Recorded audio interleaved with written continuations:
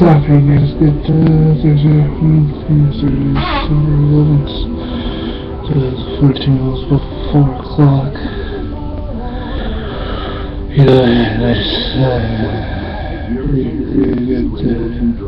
Thursday, right for about 5. The CBC News. Central Intelligence Agency has commented on the damning Senate report detailing how the agency treated detainees in the aftermath of the September 11th attacks. Democrats were hoping that John Brennan would admit that prisoners were tortured and that it should not have happened. However, his statement was very carefully worded. In a limited number of cases, agency officers used interrogation techniques that had not been authorized, were abhorrent, and rightly should be repudiated by all. A U.S. Senate investigation concluded that the treatment of prisoners was brutal and yielded no meaningful intelligence. It also found the CIA lied to U.S. lawmakers about what it was doing and what it achieved. Researchers in Geneva have suspended testing of a Canadian-developed Ebola vaccine. 4 people in the trial reported joint pain in their hands and feet.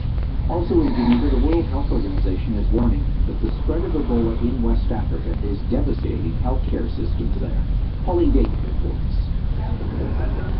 The visuals from West Africa are horrifying. People sick and in pain lying outside of Ebola treatment centers that have empty beds but not enough staff to let more patients in. What the world has not seen is the impact on West Africans with other health problems, as Ebola absorbs all available resources. Dr. Beneath is the Chief Medical Officer of Liberia. Pregnant women did not have access to health care. Children are not getting their immunization. People with hypertension were not getting care. The healthcare systems in Liberia, Sierra Leone, and Guinea were barely functional before the Ebola outbreak.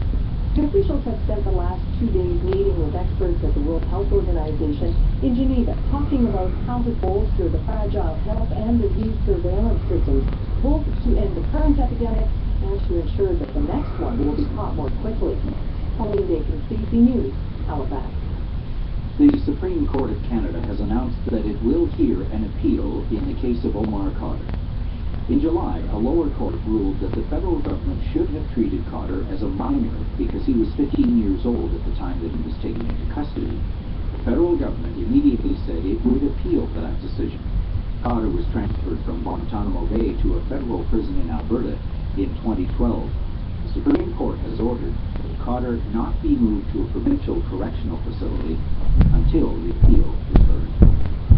The Supreme Court also ruled today that police don't always need a search warrant to go through your cell phone.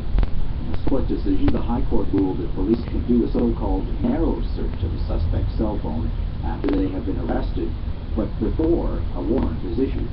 James Fitzmaurice has the details. It's a bit of a step backwards for privacy rights. Rivera Hassan is one of the lawyers that brought this case to the Supreme Court, arguing police can't just click through someone's cell phone without a warrant. There's an immense amount of personal and highly private and confidential information that virtually all of us store on our cell phones today. All of the Supreme Court justices that heard the case agreed with that point, that this data needs to be protected by strict rules.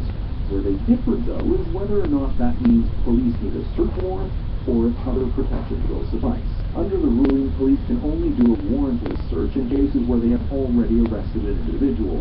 The search must be narrow, and they must take detailed notes about what they looked for, why, how they searched, and how long it took. But Hassan argues not only muddies the waters more. What's narrowly tailored in one police officer's mind is going to be very different from what's narrowly tailored and reasonable in another police officer's mind. It's more seasoned. A 41-year-old woman from suburban Vancouver has been charged with the murder of her only daughter. The 8-year-old was found dead in the trunk of a car in Surrey yesterday. Police say her body was likely placed in the car after death. The cause of death has not been confirmed, and an autopsy has been scheduled. And that's the CBC News to this hour. Remember, we stream live and podcast at cbcnews.ca. I'm Voice.